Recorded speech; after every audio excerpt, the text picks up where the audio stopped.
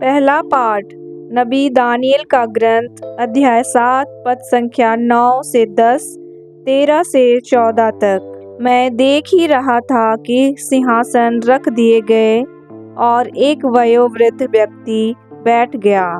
उसके वस्त्र हिम की तरह उज्ज्वल थे और उसके सिर के केश निर्मल ऊन की तरह। उसका सिंहासन ज्वालाओं का समूह था और सिंहासन के पहिए धधकती हुई अग्नि।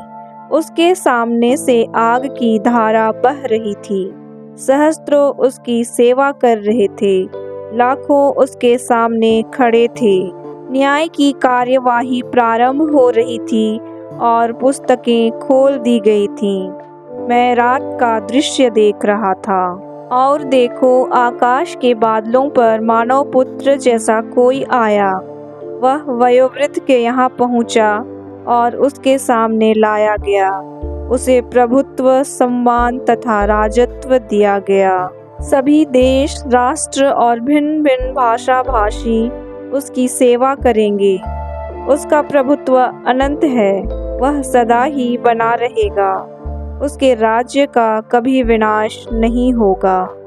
प्रभु की वाणी। दूसरा पाठ संत पेत्रुस का दूसरा पत्र अध्याय 1 पद संख्या 16 से 19 तक। जब हमने आप लोगों को अपने प्रभु यीशु मसीह के सामर्थ्य तथा पुनरागमन के विषय में बताया, तो हमने मनगढ़ंत कथाओं का सहारा नहीं लिया, बल्कि हमने अपनी ही आँखों से उनका प्रताप उस समय देखा है, जब उन्हें पिता परमेश्वर से सम्मान तथा महिमा प्राप्त हुई और भव्य ऐश्वर्य में से उनके प्रति एक वाणी यह कहती हुई सुनाई पड़ी, यह मेरा प्रिय पुत्र है, मैं इस पर अत्यंत प्रसन्न हूँ। जब हम पवित्र पर्वत पर उनके साथ थे, तो हमने स्वयं स्वर्ग से आती हुई यह वाणी सुनी थी। इस घटना द्वारा नबियों की वाणी हमारे लिए और भी विश्वसनीय सिद्ध हुई।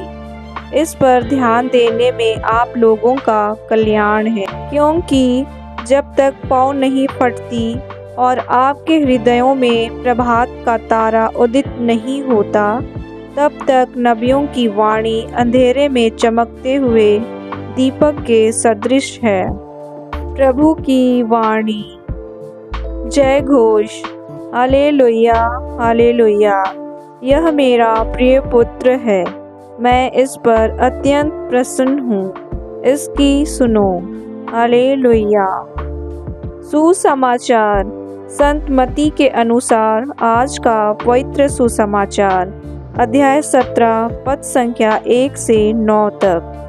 यीशु ने पेत्रुस, याकूब और उसके भाई यूहन्ना को अपने साथ ले लिया और वह उन्हें एक ऊंचे पहाड़ पर एकांत में ले चले। उनके सामने ही प्रभु का रूपांतरण हो गया। उनका मुखमंडल सूर्य की तरह दमक उठा और उनके वस्त्र प्रकाश के समान उज्ज्वल हो गए। शिष्यों को मूसा और एलियस उनके साथ बातचीत करते दिखाई दिए।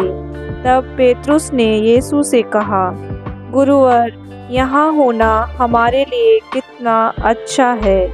आप चाहें तो मैं यहाँ 3 तंबू खड़ा कर दूंगा, एक आपके लिए, एक मूसा और एक एलियस के लिए। वह बोल ही रहा था कि उन पर एक चमकीला बादल छा गया और उस बादल में से यह वाणी सुनाई पड़ी, यह मेरा प्रिय पुत्र है, मैं इस पर अत्यंत प्रसन्न हूँ, इसकी सुनो। यह वाणी सुनकर वे मुंह के बल गिर पड़े और बहुत डर गए। तब यीशु ने पास आकर उनका स्पर्श किया और कहा, उठ जाओ, डरो मत। उन्होंने आंखें ऊपर उठाईं तो उन्हें यीशु के सिवा और कोई नहीं दिखाई पड़ा।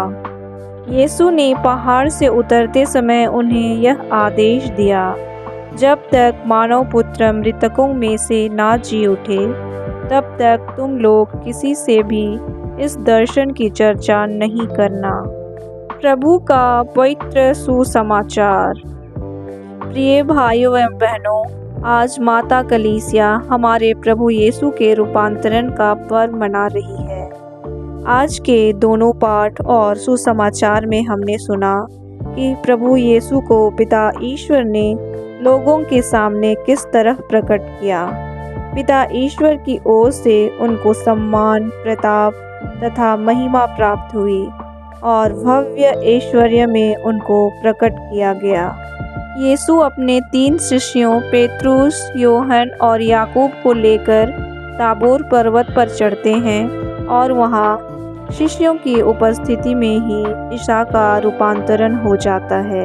विशेष रूप से शिष्यों का यह जानना आवश्यक था कि यीशु ही ईश्वर हैं। इस रूपांतरण के माध्यम से स्वर्ग और यीशु के स्वभाव की एक झलक शिष्यों के सामने प्रकट हुई, जिससे वे और भी मजबूत हो गए, उनको ताकत मिल गई और विशेष रूप से यीशु के पुनरुत्थान के बाद वे इस घटना को याद करेंगे और अधिक दृढ़ता से यीशु के बारे गवाही देंगे।